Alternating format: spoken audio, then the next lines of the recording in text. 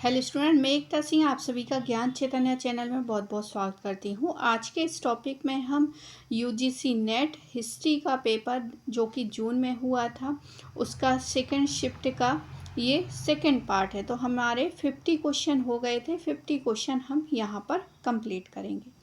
तो चलिए शुरू करते हैं 51 से। भोज प्रबंध नामक पुस्तक किसके द्वारा लिखी गई थी? तो आंसर बल्लाल हो जाएंगे। बल्लाल द्वारा लिखी गई थी और इस पुस्तक के राजा भोज थे और कालिदास के विषय में प्रचलित दंत कथाओं का गद्य आत्मक संग्रह है। पद्म गुप्त ने नव सहसांक चरित व बिल्हड़ ने बिक्रमादेव चरित की रचना की थी।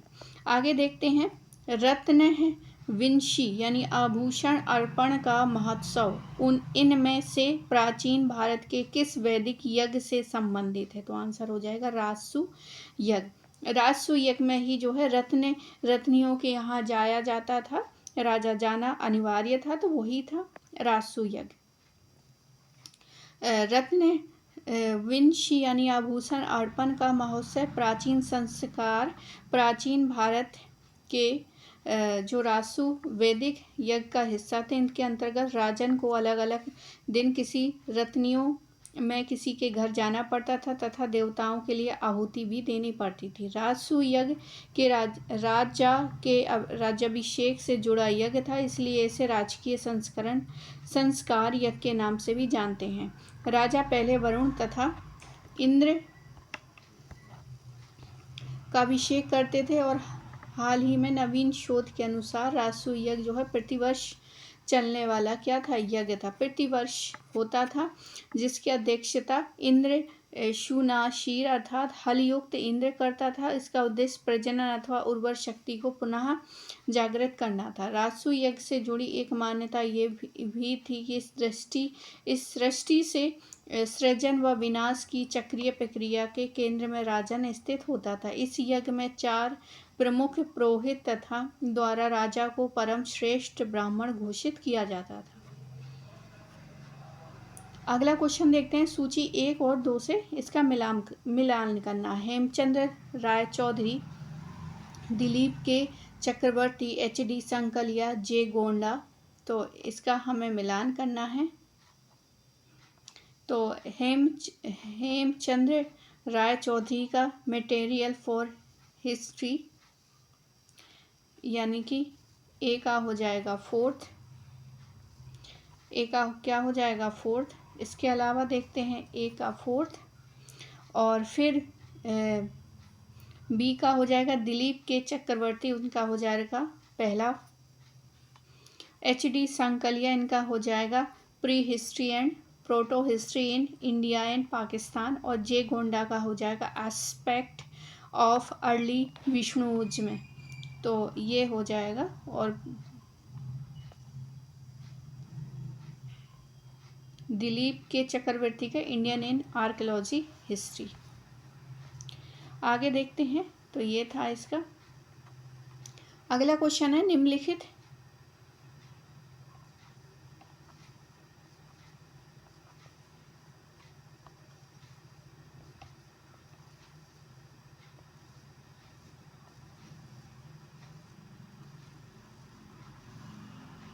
चलिए यहाँ पे 104 नंबर का क्वेश्चन है।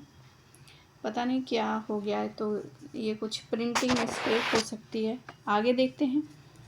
निम्नलिखित कथनों से कथन सही हैं। कौन से कथन सही हैं? तैत्तिरीय अरण्यक के समापन भाग में तैत्तिरीय उपनिषद और महानारायण उपनिषद सम्मिलित हैं। बी ऑप्शन है।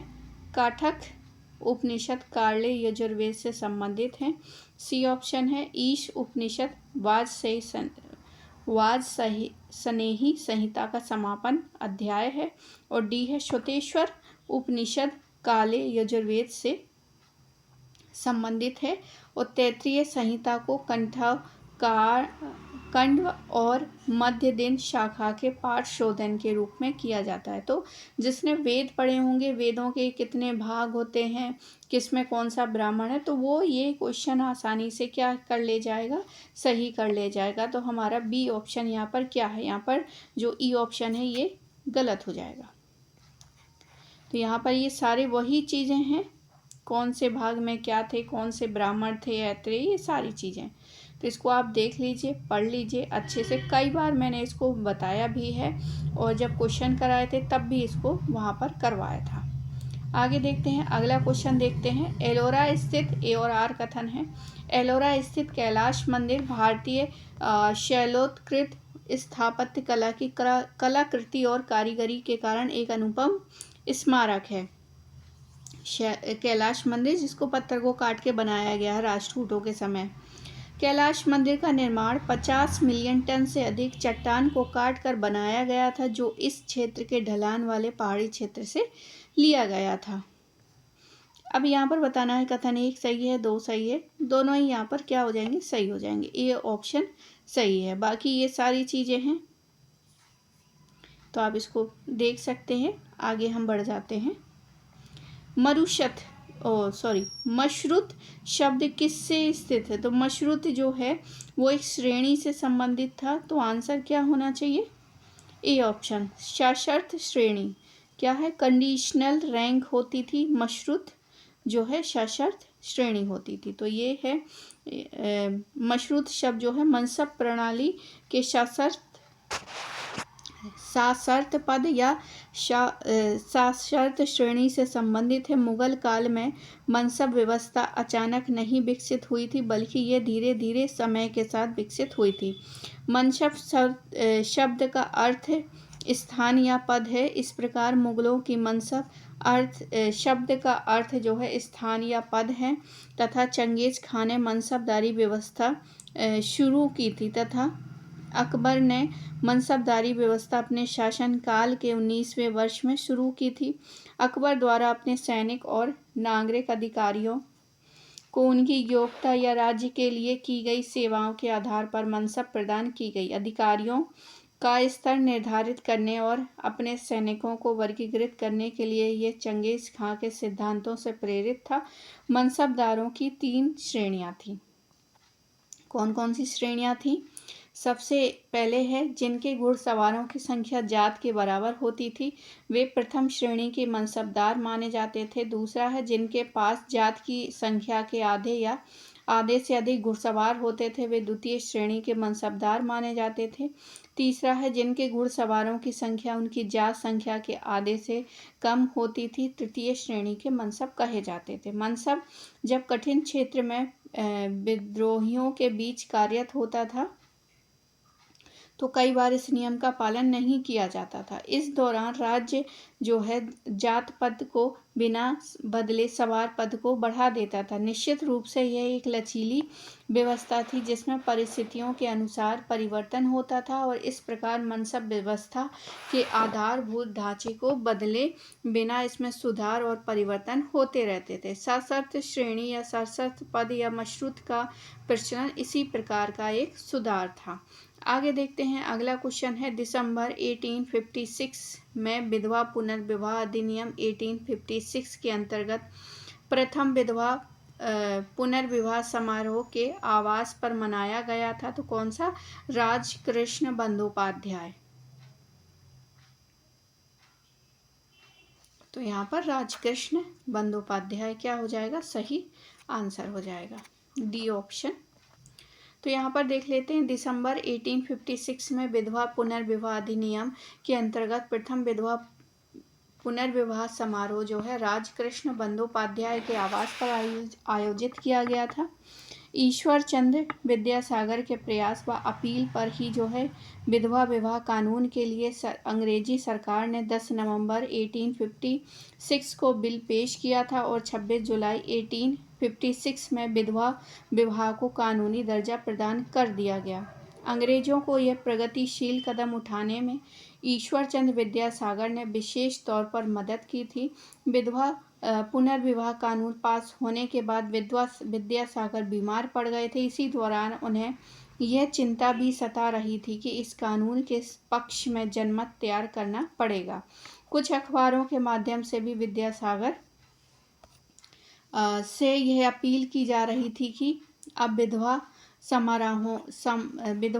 विवाहों को संपन्न कराने के लिए भी यथोचित प्रयत्न करें।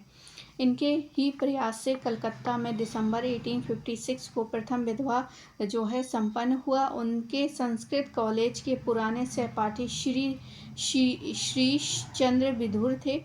वे ईश्वर चंद्र विद्यासागर की प्रेरणा से विवाह के लिए तैयार हुए थे और उनकी भावी पत्नी कालीमती देवी जो कि विधवा थी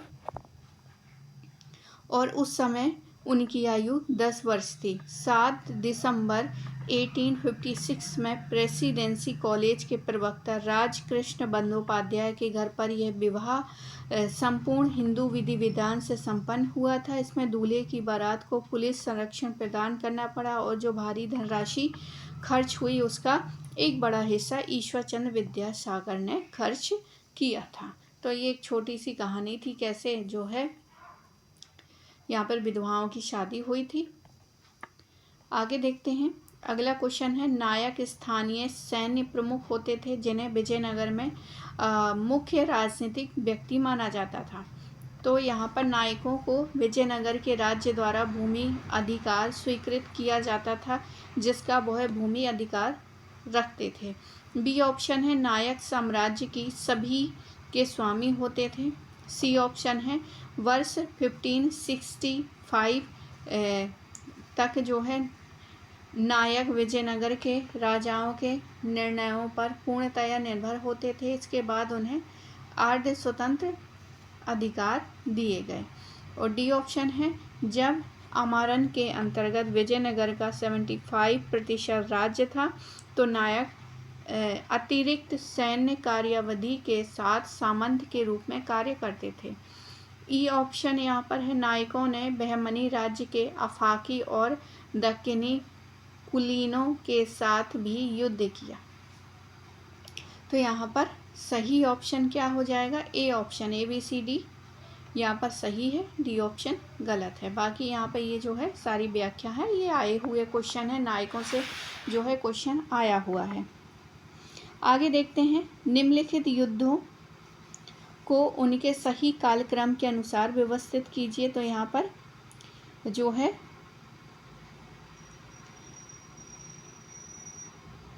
दी गई है, कुछ युद्ध दिए गए हैं तो उसको क्या करना है, मिलान करना है। तो यहाँ पर सबसे पहले जो है आरबेला का युद्ध आएगा, फिर उसके बाद जो पोरस वाला युद्ध था वो आएगा, फिर जो है उसके बाद पलानूर का युद्ध आएगा और सबसे बाद में जो है वो तराइन का आएगा। तो सी ऑप्शन 2 जगह है, बाकी ए और ई भी 2 जगह है। तो बी ऑप्शन यहाँ पर वैसे सही होता है, बी आएगा, फिर डी आएगा और डी के बाद जो है वो तराइन का युद्ध आएगा। तो कालक्रम ये है, आरबेला का युद्ध जो है 331 में, हाई डेस्पीस का युद्ध जो है 326 ईस्वी में, पलालूर का युद्ध जो है 618 ईस्वी में, तक्कोलम का युद्ध 948 ईस्वी में, तराइन का प्रथम युद्ध 1191 में। आगे देखते हैं, आगरा आने वाले डच यात्री निम्नलिखित में से 17वीं शताब्दी में आगरा आने वाले डच यात्री में से कौन प्रमुख था? तो 17वीं शताब्दी में पेलसर्ट आए थे, फ्रांसीसी पेलसर्ट। पेलसर्ट के बारे में यहाँ पर देख लेते हैं।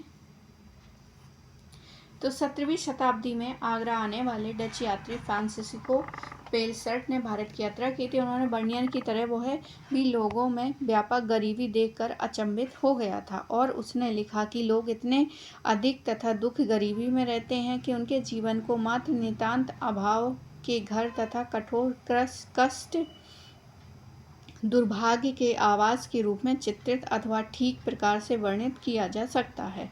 राज्य को उत्तरदायी ठहराते हुए वह कहता है कि कृषकों को इतना अधिक निचोड़ा जाता है कि पेट भरने के लिए उनके पास सूखी रोटी भी मुश्किल से बचती है।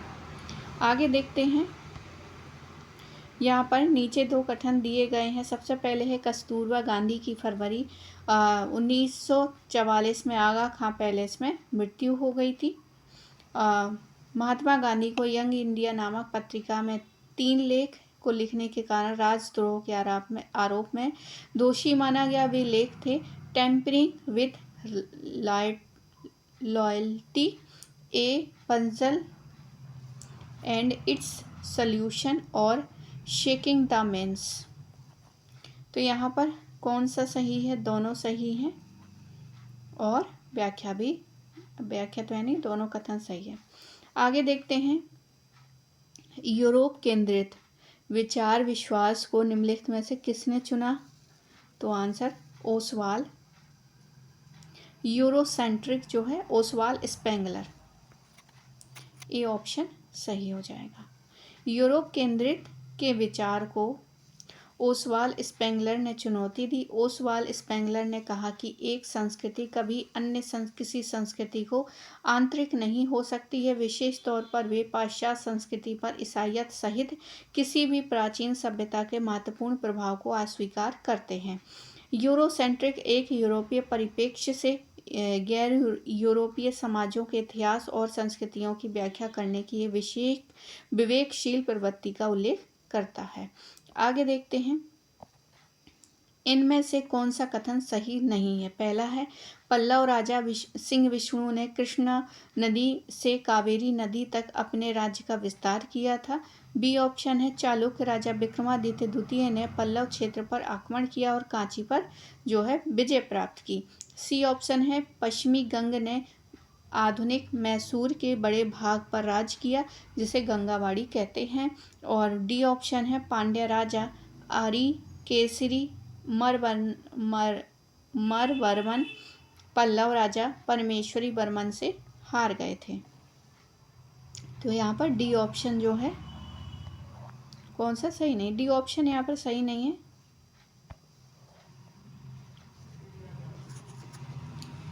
और यहाँ पर पल्लव राजा परमेश्वर वर्मन प्रथम ने विरुद्ध जो है चालुक्य राजा विक्रमादित्य प्रथम ने अपने मित्र पांडे नरेश अरि केसरी पराकुंशमार वर्मन के सहयोग से पल्लवों की राजधानी कांची पर आक्रमण किया तथा कुछ समय के लिए जो है कांची पर अधिकार प्राप्त कर केंदूर ताम्रपत्र के अनुसार विक्रमादित्य ने उस कांचीपति का मस्तक अपने चरण कमलों में झुकाया, जो तीनों समुद्रों से घिरी हुई पृथ्वी का स्वामी है। परमेश्वर वर्मन प्रथम ने भागकर अयूर में शरण ली थी। अरिकेसरी मरवर्मन ने हिरण्यगर्भ तथा तुलाभार दान यज्ञ दिए। अरिकेसरी मारवर्मन ने हिरण्यगर्भ तथा तुलाभार जो है दान यज्ञ किए। अरिकेसरी मरवर्मन की वीरता की कहानियाँ नयनार तिरुज्ञान समबंदर के समकालीन रूप में मिलती है। तिरुज्ञान समबंदर इन नायनार संत शुरु तोंडार के समकालीन थे, जिन्होंने पांड्य शासक को शैव धर्म में दीक्षित किया था। ये पांड्य शासक शैव मत ग्रहण करके निंडर शैनु डू मारक नाम से स्वयं संत बन गया था। आगे देखते हैं, अगला क्वेश्चन है, निम्नलिखित में से कौन सा कथन बाल गंगाधर तिलक से संबंधित नहीं है? सबसे पहला है लोकमान्य तिलक ने वेदों द्वारा प्रतिपादित वेदांत ज्योतिष खगोल विज्ञान का अध्ययन है। उन्होंने आर्कटिक कनेक्शन नामक पुस्तक की रचना की थी और डॉक्टर R.N. दांडेकर एक प्रख्यात भारतविद थे। डी ऑप्शन है मैक्स मूलर ने स्वयं अपने द्वारा संपादित ऋग्वेद की प्रति लोकमान्य तिलक को भेजी थी। तो यहाँ पर बताना था कि कौन कौन से सही हैं। ई ऑप्शन भी है यहाँ पर। लोकमान्य तिलक ने गीता रहस्य तो मराठी भाषा में लिखी थी, ये भी सही है, मराठी भाषा में ही लिखी थी। बाकी यहाँ पर जो है कौन सा, यहाँ पर बी ऑप्शन जो है सही नहीं है। तो बी ऑप्शन क्या था वो भी देख लेते हैं। आर्कटिक कनेक्शन नहीं, उनकी नहीं थी, आर्कटिक कनेक्शन नहीं थी। आगे देखते हैं, बाकी ये सारी व्याख्या है।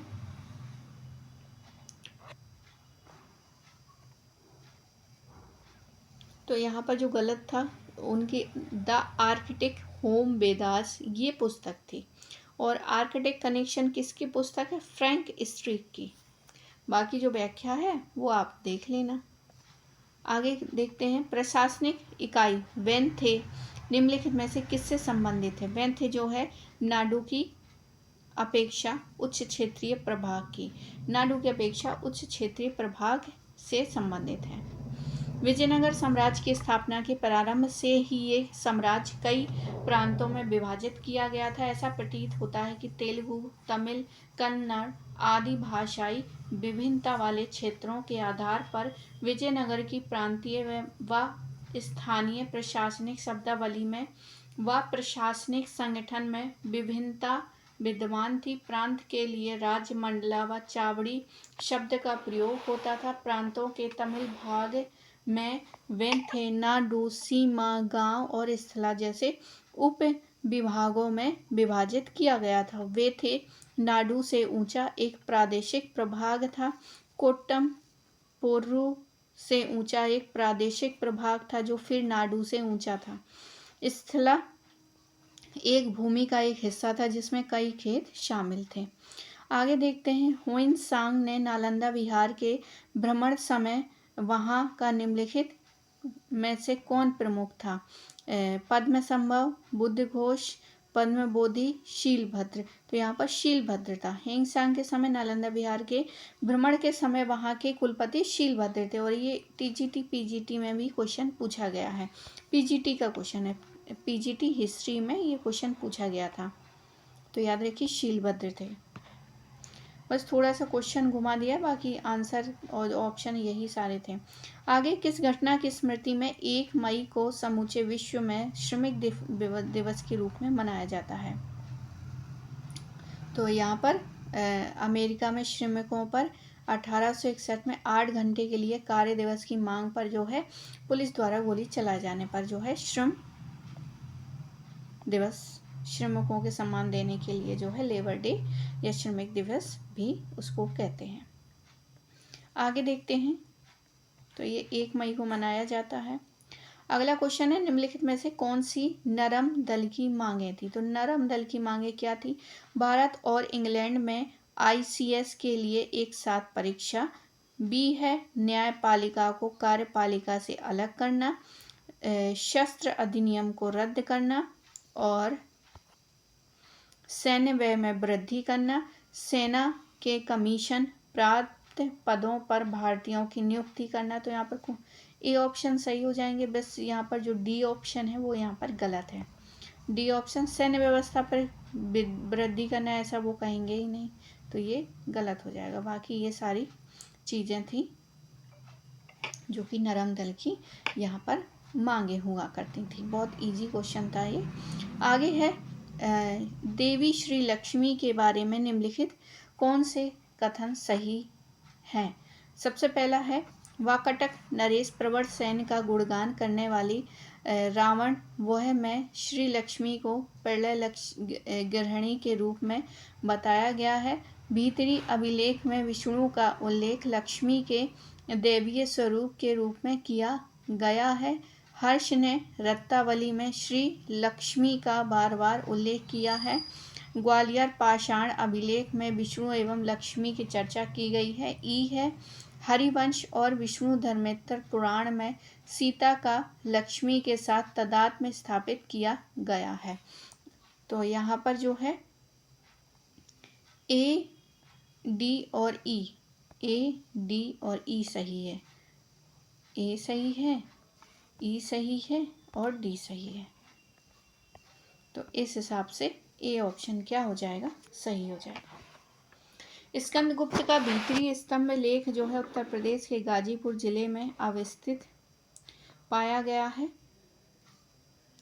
इस अभिलेख में पुष्यमित्र एवं हूणों के साथ स्कंदगुप्त के युद्ध का स्पष्ट विवरण प्राप्त होता है, और इसमें समुद्रगुप्त, चंद्रगुप्त द्वितीय एवं कुमारगुप्त प्रथम की माताओं तथा उनकी उपाधि महादेवी का विवरण भी मिलता है। भीतरी प्रस्तर स्तंभ लेख के अनुसार स्कंदगुप्त ने अपने वंश की विचलित राजलक्ष्मी को पुनः क्या किया, प्रतिष्ठित किया, और वाकाटक शासक प्रवर सेन का गुणगान करने वाली वही सारा चीज़ है। इसको आगे कर देते हैं। आगे देखते हैं निम्नलिखित में से कौन सा सही कथन है। सबसे पहला, रविन्द्रनाथ टैगोर ने नातिर पूजा फिल्म में एक बूढ़े भिक्षुक की क्या की थी, भूमिका में अभिनय किया था। बी ऑप्शन है, भारतीय चलचित्र समिति की प्रश्नावली के उत्तर में महात्मा गांधी ने समिति के अध्यक्ष को एक पत्र लिखा और लिखा कि उन्हें लगता है कि सिनेमा एक दुष्ट प्रौद्योगिकी है। तो ये तो बिल्कुल सही है, उन्होंने इसी तरह का जो है दिया था। डेविड कास्वे ने प्रेम वैद्य द्वारा बृहत वृत्तचरित्र पुनर्निर्माण में वीर सावरकर की भूमिका निभाई थी। डी ऑप्शन है, भूली नाई क्रांतिकारी प्रद्युत भट्टाचार्य के जीवन और संघर्ष पर आधारित एक फिल्म है। और ई ऑप्शन है कि 42 वाला गलत हो जाएगा, यहाँ पर जो है ई वाला गलत है, बाकी ए ऑप्शन इसलिए सही हो जाएगा।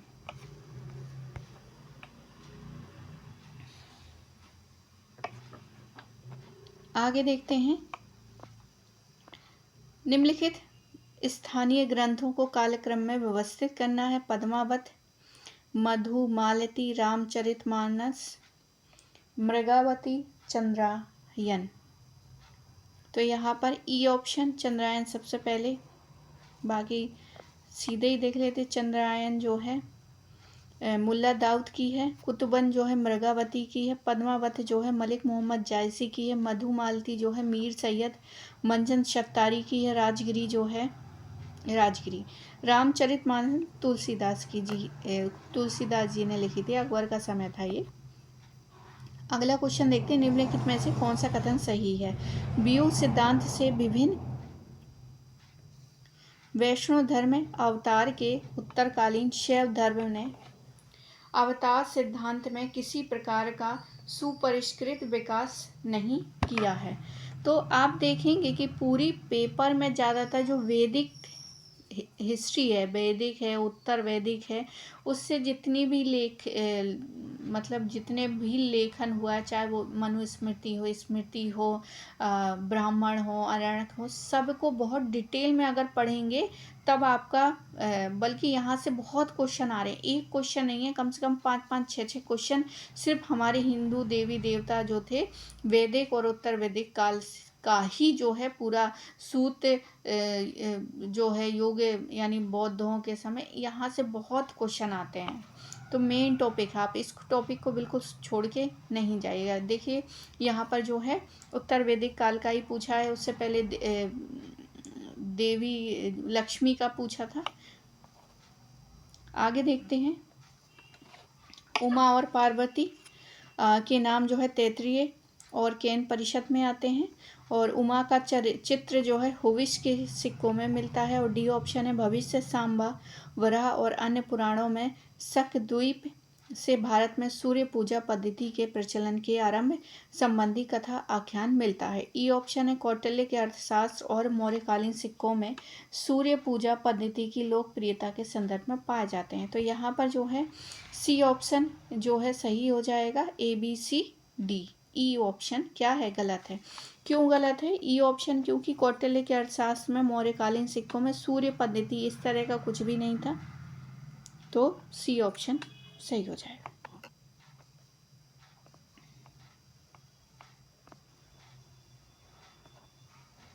बाकी यहाँ पर व्याख्या है, जिसको पढ़ना है वो पढ़ सकता है वीडियो को पॉज करके।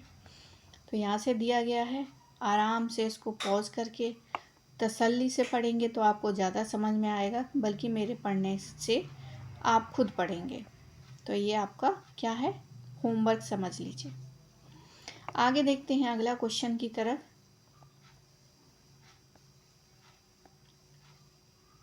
निम्न में से किसने राष्ट्रों के बीच परंपरागत सीमाओं को अस्वीकार किया और निश्चित पूर्वक कहा कि केवल सभ्यता अध्ययन का जो है उचित विषय है। तो यहाँ पे टॉयनबी का बिल्कुल सही आंसर हो जाएगा, टॉयनबी। जिसने हिस्टोग्राफी का नहीं देखा है, यूनिट 10 करके पूरा हिस्टोग्राफी है, उसमें टॉयनबी भी है। अब जो नए वीडियो होंगे वो सिर्फ जो ज्वाइन करेंगे उनको ही मिलेंगे, तो जिनको भी ज्वाइन करना वो ज्वाइन कर सकते हैं। आगे देखते हैं, निम्नलिखित में से एक ग्रंथ पर कयथ ने टीका, ये तो आया हुआ क्वेश्चन है, इसका आंसर महाभाष्य हो जाएगा। तो याद रखिए महाभाष्य है, जितने भी हमारे पुराने ग्रंथ हैं उनसे भर भर के क्वेश्चन हैं। निम्नलिखित में से कौन से कथन सही है? सबसे पहला है थेरवाद का सीलोन में प्रतिपादन अशोक के पुत्र महेंद्र द्वारा किया गया था। थेरवाद की सर्वाधिक महत्वपूर्ण शाखा सर्वस्ववाद था, जिसकी स्थापना राहुल भद्र द्वारा की गई थी। परमार्थ जो है सी ऑप्शन, परमार्थ महासंघिक संप्रदाय का प्रवर्तक था। और डी है पूर्व शैली, अपर शैली, उत्तर शैली और चत्यक महासंघिकों से निकली शाखाएं हैं। ई है स्तूप निर्मित करने और चैत्य बनाने संबंधी निर्देश पहली बार हमें दीनदान कथा नामक ग्रंथ में मिलते हैं। तो यहाँ पर भी जो है ए बी डी ये तीन ऑप्शन सही हो जाएंगे। बाकी यहाँ पर व्याख्या दी गई है डिटेल में, तो आप इसको देख सकते हैं।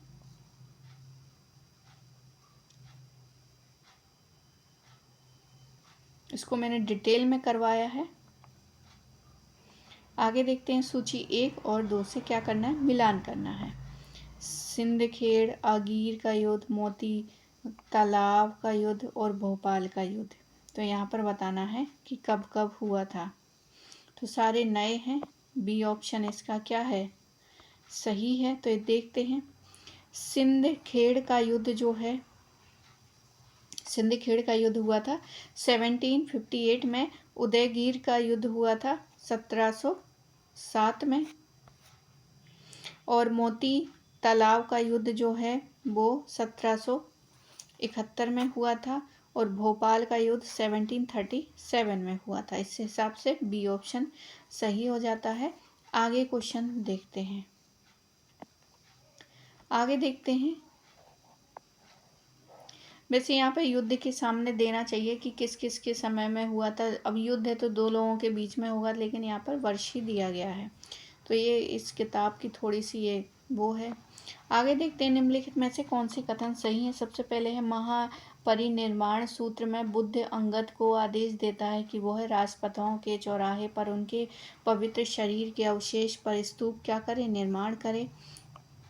आगे देखते हैं, प्रारंभिक स्तूप में अर्धगोलाकार गुम्बद अंडाकार होता था और गुम्बद के चारों ओर प्रदक्षिणा परिक्रमा पथ होता था। गुम्बद 4 पार्श्वों द्वारा 4 द्वार होते थे, जिसे हर्मिका कहा जाता था। और कनिष्क ने रांची में पगोड़ा का निर्माण किया था। तो ए बी सी सही हो जाएगा। बाकी ये तो गलत है, हर्मिका उसके ऊपर होती है। तो ए ऑप्शन सही है। बाकी इसको भी बहुत बार हमने डिस्कस किया है, इसलिए इसको नहीं करेंगे। आगे बढ़ जाते हैं। महात्मा गांधी दिल्ली और पंजाब में सत्याग्रह आंदोलन को प्रोत्साहित करने हेतु 8 अप्रैल 1919 को बम्बई से प्रस्थान किए थे, किंतु वे किस स्थान से ट्रेन के बाहर निकाल दिए गए थे और वापस बम्बई ले जाए गए थे। तो आंसर हो जाएगा यहाँ पर A option, Palwal.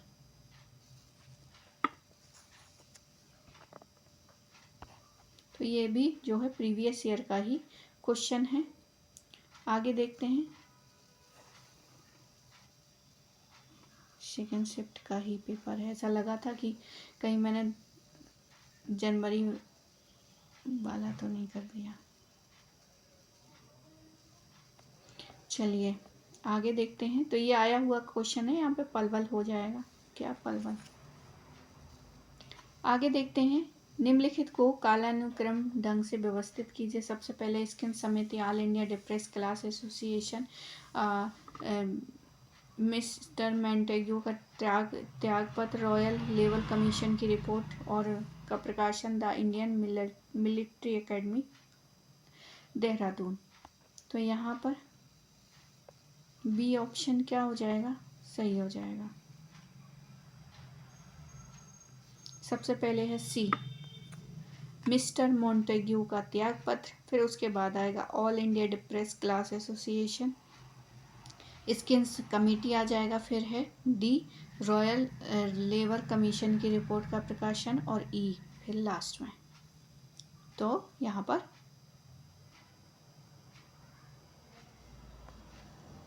C option, B option, sorry B option था, बी ऑप्शन के बाद, हाँ बी ऑप्शन के अकॉर्डिंग बताया है।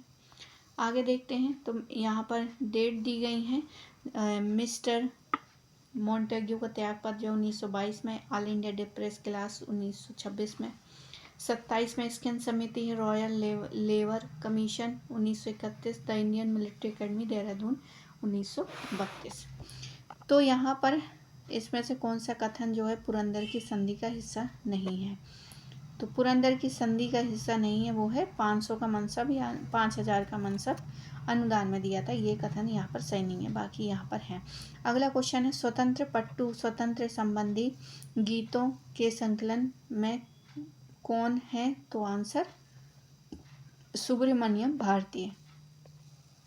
आगे देखते हैं। अगला क्वेश्चन है राजा रोहन के बाद जहांगीर ने मेवाड़ पर नियंत्रण को अधिक करने और मजबूत करने का प्रयास किया। जहांगीर ने राजकुमार परवेज को मेवाड़ के राणा के विरुद्ध भेजा, और जहांगीर ने तुजुके जहांगीर में मेवाड़ के राणा के द्वारा अधीनता स्वीकार करने का उल्लेख किया है। और सी ऑप्शन है मेवाड़ का राणा अमर सिंह ने अपने पुत्र करण सिंह को मुगल दरबार में भेजने हेतु सहमति व्यक्त की थी। डी ऑप्शन है करण सिंह को जहांगीर द्वारा 1000 जात 1000 सवार का मनसब प्रदान किया था। जहांगीर ने मेवाड़ राज्य के साथ वैवाहिक संबंध स्थापित किए थे। तो यहाँ पर डी ऑप्शन क्या हो जाएंगे? सही हो जाएंगे, ए बी सी। आगे देखते हैं। अगला क्वेश्चन बाकी यहाँ पर व्याख्या दी गई है, तो आप इसको पॉज करके आराम से क्या कर लीजिए, पढ़ लेंगे। आगे देखते हैं। किसने कहा कि मैं अपने देश को अपनी माता मानता हूँ और उसे प्रेम करता हूँ, मैं उसकी पूजा करता हूँ? तो आंसर हो जाएगा अरविंदो। आगे देखते हैं। चौरी चौरा में भीड़ जनित हिंसा के कारण महात्मा गांधी द्वारा असहयोग आंदोलन के स्थगित वापस लेने को किसने राष्ट्रीय आपदा कहा है? सुभाष चंद्र बोस ने। आगे देखते हैं। अगला क्वेश्चन है मुगल स्थापत्य कला विविध तत्वों के संयुग्मों से विशेषीकृत है। नंबर 1 है सल्तनत कालीन स्थापत्य के मेहराब, गुम्बद, मेहराबदार छत्र मुगल शैली में समाविष्ट किए गए थे। बी ऑप्शन है प्रांतीय शैलियों के तत्व को मुगल संरचना का हिस्सा बनाया गया। सी ऑप्शन है अधिवृत्तीय गुम्बद, पेट्राडूरा और आयताकार बाग से विशिष्ट मध्य एशियाई और दक्षिण पूर्वी एशियाई शैलियाँ भी मुगल शैली की घटक बनी है। डी ऑप्शन है फतेहपुर सीकरी का महल शहर इस प्रकार की शैली का बेहतरीन स्थापत्य नमूना है। ई ऑप्शन है मुगल स्थापत्य चापाकार शैली का प्रदर्शन है। तो यहाँ पर ए बी और डी सही है, सी गलत है और ई गलत है, सी गलत है और ई गलत है। चापाकार शैली नहीं थी। पेट्राडूर आयताकार बाग से विशिष्ट मध्य एशियाई और दक्षिण पूर्वी एशियाई, ये गलत हो जाएगा। बाकी यहाँ पर डिटेल भी दिया गया है। तो आगे देखते हैं। अब यहाँ पर है बाजीराव द्वितीय का वह विद्रोही मंत्री जिसने 1818 में खान देश में विशिष्ट ब्रिटिश के आधिपत्य के विरुद्ध भीलों को भड़काया था। तो आंसर त्र्यंबकजी हो जाएगा। डी ऑप्शन हमारा सही हो जाएगा। आगे देखते हैं। न्याय प्रवेश शतक ग्रंथ शास्त्र ग्रंथ के लेखक कौन थे? तो आंसर शंकर स्वामी।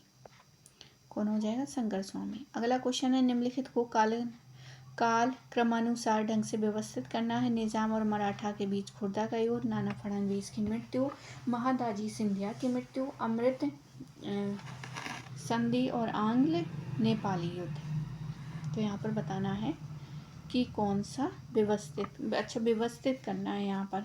तो यहाँ पर जो है डी ऑप्शन जो है सही हो जाएगा। महादाजी सिंधिया की मृत्यु जो है 1794 में हुई थी।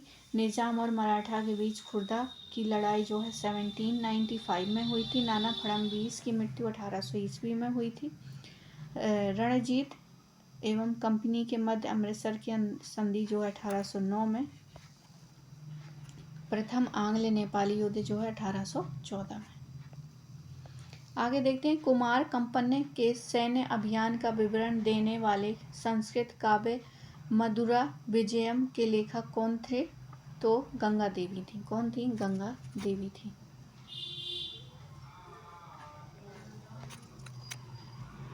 आगे देखते हैं अगला क्वेश्चन। निम्नलिखित कथनों में विचार करना है, कौन सा सही नहीं है। अहिल्याबाई होलकर ने काशी विश्वनाथ मंदिर का पुनर्निर्माण करवाया था। नाना साहेब पेशवा ने सुंदर नारायण मंदिर का पुनर्निर्माण करवाया था। नाना साहेब ने महेश्वर का दुर्ग बनवाया था। और डी है, नाना फडणवीस ने भीम शंकर मंदिर का निर्माण आरंभ करवाया था। तो यहाँ पर कौन सा सही नहीं है, वो है सी ऑप्शन। नाना साहब ने महेश्वर दुर्ग का मंदिर बनवाया था, ये सही नहीं है। तो महेश्वर का किला भी जो है अहिल्याबाई ने बनवाया था। अहिल्या का किला भी कहते हैं। अब यहाँ पर जो है पैराग्राफ है, तो आप इसको पॉज करके आराम से पढ़ लीजिए। वैसे यहाँ से कोई क्वेश्चन नहीं है, बस ये दिया गया है कि इनसे रिलेटेड है, मतलब इसी घटना से ही संबंधित क्वेश्चन पूछे गए हैं। जैसे कि संगम काल में निम्नलिखित में से सूती वस्त्र का कौन सा केंद्र था? तो अय्यूर हो जाएगा, बी ऑप्शन सही है। तो ये था।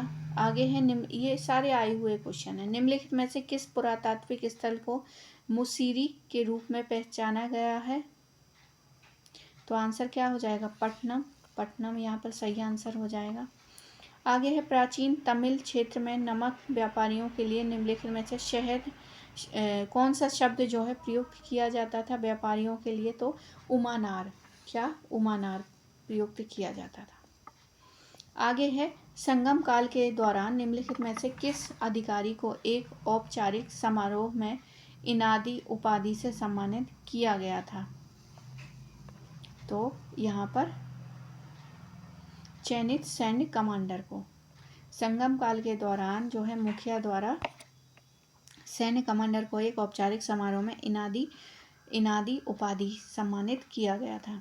आगे देखते हैं अगला क्वेश्चन। पेरिप्लस के लेखक मतलब जो अज्ञात हैं, उसने किसी स्थान का उल्लेख किया है जहाँ सभी मोती हैं। अरे तो उरेयूर हो जाएगा। इसका आंसर क्या है? उरेयूर है, सी ऑप्शन उरेयूर। आगे देखते हैं, फिर से दिए गए हैं और यहाँ पर विवेकानंद से रिलेटेड है। विवेकानंद से तो यहाँ पर है, सुभाष चंद्र बोस ने दक्षिण पूर्वी एशिया में भारतीय को पूर्णतः लामबंद करने हेतु एकता, आस्था, समर्पण जैसे संकेत शब्दों का प्रयोग किया, जो कि किस भारतीय महापुरुष के विचार से ग्रहण किया गया था? तो आंसर हो जाएगा स्वामी विवेकानंद।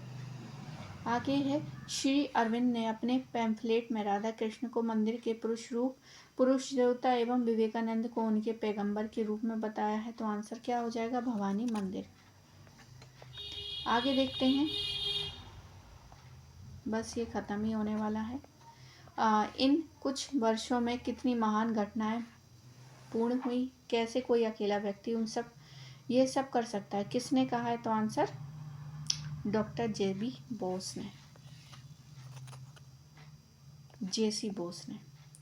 जगदीश चंद्र बोस ने स्वामी विवेकानंद की प्रशंसा में लिखा था कि इन कुछ वर्षों में कितनी महान घटनाएं पूर्ण हुई हैं, कैसे कोई एक अकेला व्यक्ति ये सब कर सकता है? विवेकानंद जी के विचारों में धर्म और विज्ञान दोनों दर्शन का स्पष्ट प्रभाव दिखाई देता है। स्वामी विवेकानंद का मत था कि विज्ञान धर्म का दूत है। जहाँ सत्य की खोज के लिए मेढक कूद का मार्ग अपनाता है, वहीं विज्ञान अन्वेषण तकनीकी की औपचारिकता से सत्य तक क्रमशः पहुँचाता है। इसी क्रम में जेसी बोस ने अपने प्रयोगों के निष्कर्षों से अंतर्राष्ट्रीय वैज्ञानिक समुदाय में गहरी छाप छोड़ी थी। आगे देखते हैं, the wave of Indian life नामक पुस्तक को किसने लिखा था? तो आंसर हो जाएगा सिस्टर निवेदिता ने। अगला क्वेश्चन देखते हैं, स्वामी विवेकानंद द्वारा निम्नलिखित में से कौन सी पुस्तक है बंगाली गद्य पुस्तक नहीं थी? सो संदेश जो है नहीं थी, संदेश। तो ये थे सेकंड शिफ्ट के। तो लगभग मैंने पूरे जो है क्वेश्चन करा दिए हैं, फर्स्ट शिफ्ट के भी और सेकंड शिफ्ट के। तो आई होप आपको ये वीडियो पसंद आया होगा। जिनको भी पुराने वीडियो देखने हैं तो old paper UGC net history करके फोल्डर होगा, आप उसमें जाएंगे तो 2004 से लेके सारे क्वेश्चन पेपर जो है मैंने करा रखे हैं। तो चलिए मिलते हैं अगले वीडियो में। पूरा वीडियो देखने के लिए आप सभी का बहुत बहुत धन्यवाद।